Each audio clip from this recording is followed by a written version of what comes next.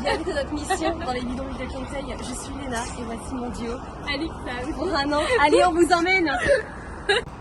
Sawadika. Nous sommes ici dans les bidonvilles du quartier de Klongtoei à Bangkok. Et nous sommes un binôme mec envoyé dans la communauté des Xavériens pour un an. Alors je suis Alexandre et moi je suis Léna. Suivez-nous. Allez, c'est parti. Ok, Fagenta. Donc,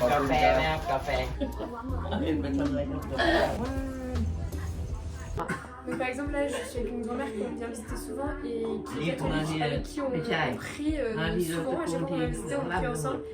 Et aussi elle nous fait des massages, chaque personne a sa petite spécialité, elle nous fait des massages. Nous parfois on en fait avec des personnes, parfois en fonction de chacun et de ce qu'on on les connaît, on sait ce qu'ils ont besoin, donc on peut apporter de la nourriture, faire des manicures aux femmes, apporter des jeux, voilà en fonction de chacun, on adapte. Et des produits hygiéniques aussi, comme les couches par exemple, pour les âgés. J'aime leur réaliser des petits bracelets. Bon, là, on voit rien, mais ce sera superbe après et ils seront super contents.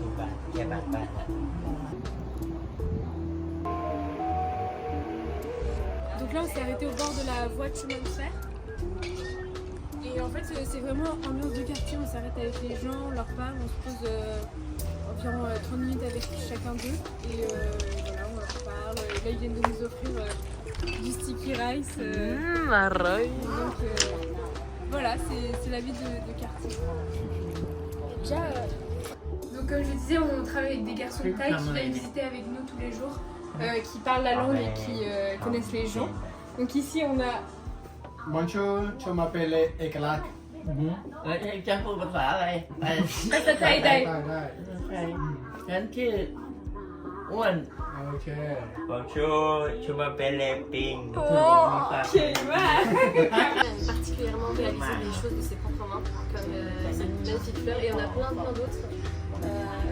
Petites comme celle-ci, trop chou. Et des petites boîtes, par exemple, elle est utilisée pour faire une boîte à mouchoirs avec des sachets de café.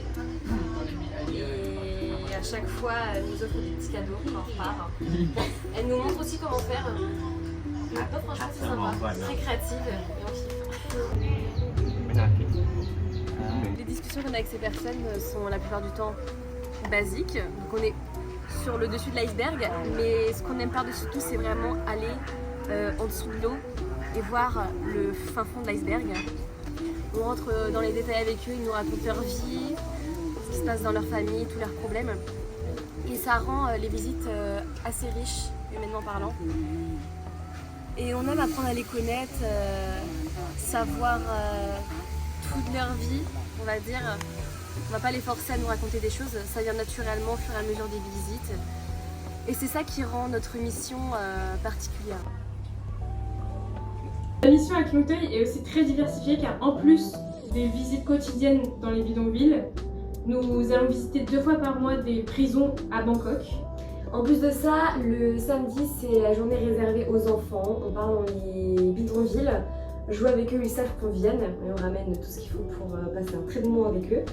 En plus de ça, avec Alexandre, nous enseignons dans 2 écoles différentes dans les bidonvilles de Klongtoei.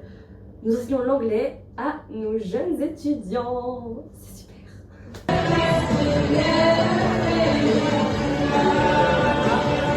Pin. Pin. Pin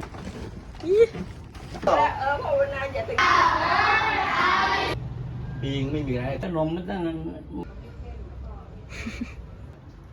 อะไรปลาดานา